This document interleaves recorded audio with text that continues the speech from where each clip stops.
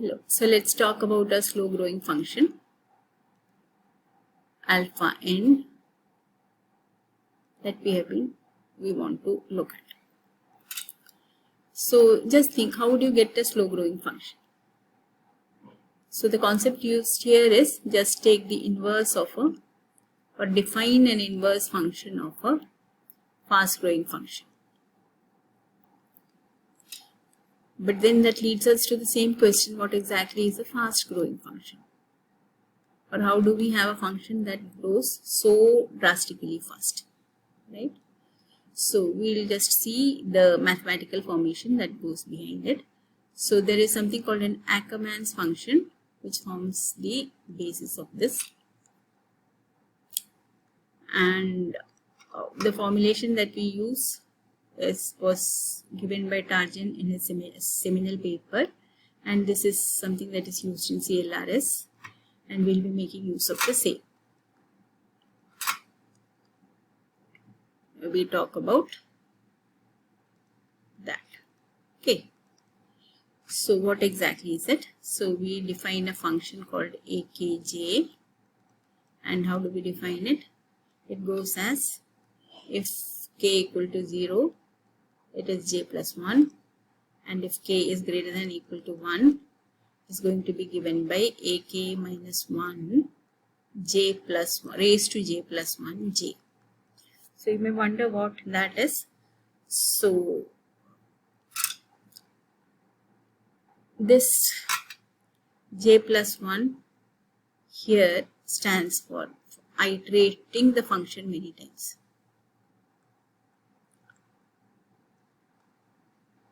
So your basic function ak minus 1, that is being iterated j plus 1 times over here.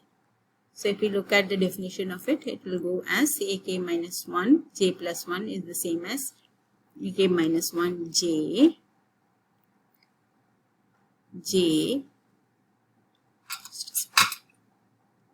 ak minus 1 applied j times 2 ak minus 1 j. That is the iterative definition. The base of that, or the starting point of that, is that a k minus 1, if not applied at all, that is 0 times, iterated 0 times, it's of course nothing other than j, so it gives j. Now if it is applied more than 0 times, then this is the formulation for it. Now what exactly is our k over here, or what do we mean by that? So the idea is that in this function we talk about different levels of the function, or k is nothing but the level. So all this is what makes this function fast, as we can imagine. That is, a higher level function is defined in terms of a lower leveled version of the same. ak defined in terms of ak minus 1, but then that iterated many times, that is applied j plus 1 times. So it gives us the notion that this is likely to increase very, very fast, right? Because if k was 0, then itself it is augmented by 1. Then what happens when we have larger values of k? It is going to get iterated to many, many times, and so we can expect something like an exponential growth and so on. So that's what makes this function very fast. This iterative factor over here, which comes through this level. So level and iteration are key points of this, which makes it growing fast. So how fast is something that we want to study about, right? So we'll have a look at it. So in order to look at its fast or the rate of growth, we talk about two lemmas. The first one talks about a1j, and we claim that a1j is nothing but 2j plus 1. But we can't just use it just like that, we have to prove it first. So how do we prove it? So we start with a1j and apply our formula to it, or our definition to it. So what we have is, it is going to be the same as A0 j plus 1 j. And so what is A0 j plus 1 j has to be found in order to find that out.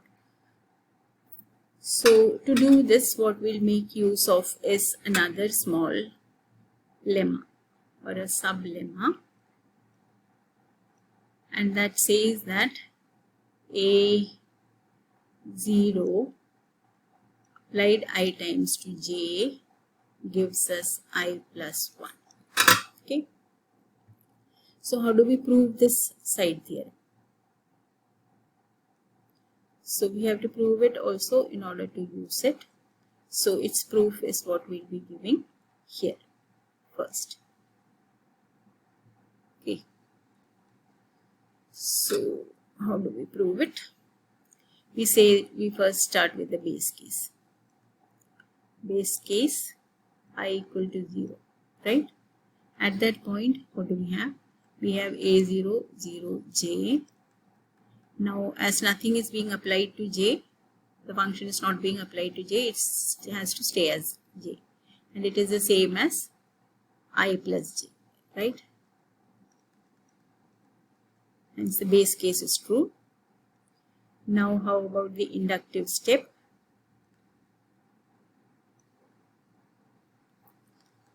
Now, we assume true for I. Then what happens to I plus 1?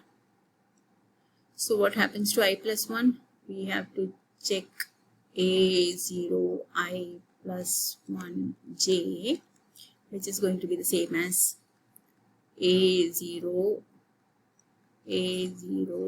I j, which we already know. And what is A0 ij? It is nothing but, by our inductive steps assumption, it is going to be the same as I plus j. With the result that we can just apply A0 to I plus j to get I plus j plus 1, which is the same as I plus 1 plus j. So it is true or proved for I plus 1, which means that it is true for all i's. So true for all I. Now we'll make use of this result in order to prove our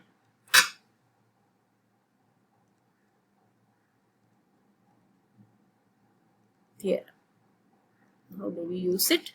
Now we have A0 j plus 1 j, that should be the same as, now the I here is j plus 1. So it is going to be the same as j plus 1 plus j. It is nothing but 2j plus 1, which is nothing but the result that we claimed. So this lemma is proved, right? So we can make use of that in future. So let's get on to the next lemma.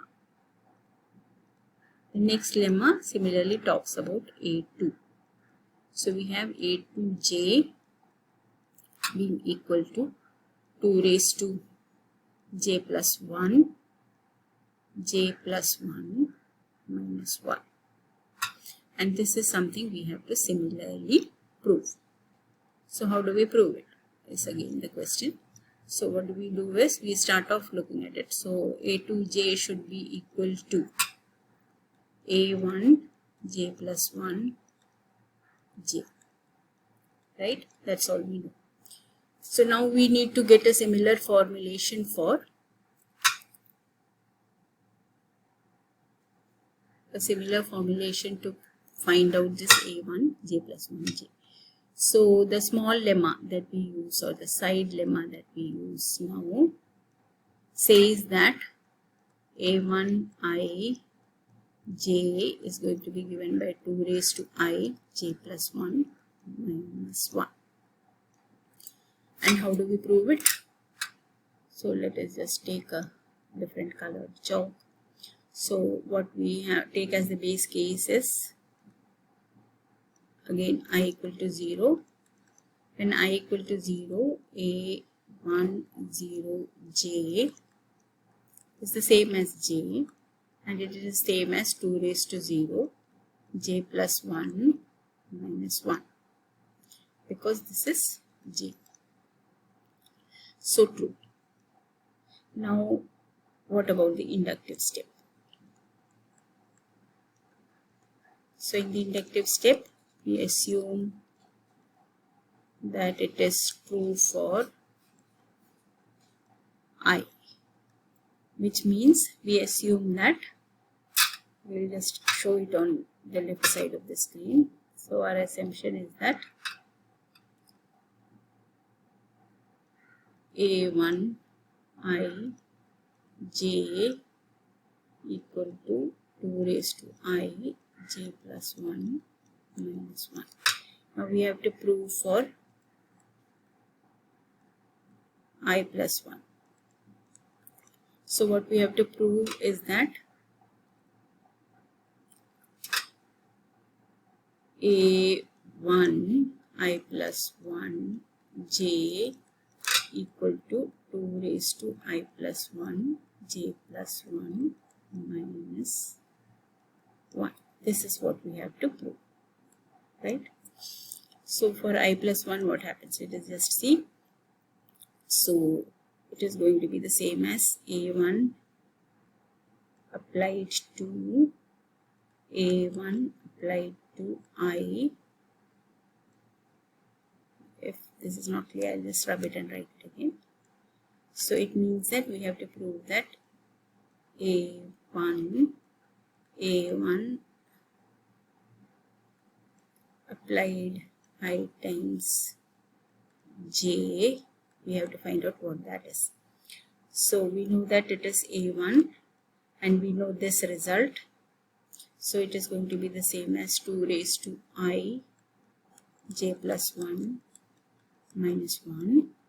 So this is going to be, as it is A1, it is 2 into that minus 1. So this is going to be 2 into 2 raised to I j plus 1 minus 1 plus 1, right, by previous lemma.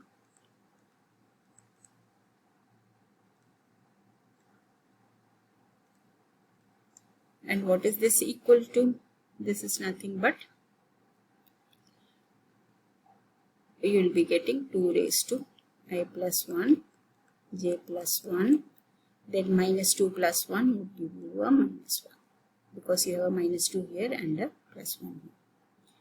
So what we have proved is that, so what we have to put here now is the fact that our I now is the same as j plus 1. So what we would be getting is 2 raised to, instead of I we have j plus 1,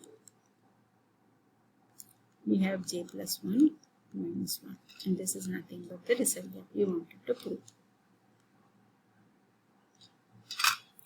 So we can see from these two that A's are going to grow really fast, right? So we have seen about the fast growing function. In the next set of video, we will see how fast it really is. And before that, you can just answer some questions, and then we will also get on to what is alpha n. How do we make it a slow growing function? Thank you.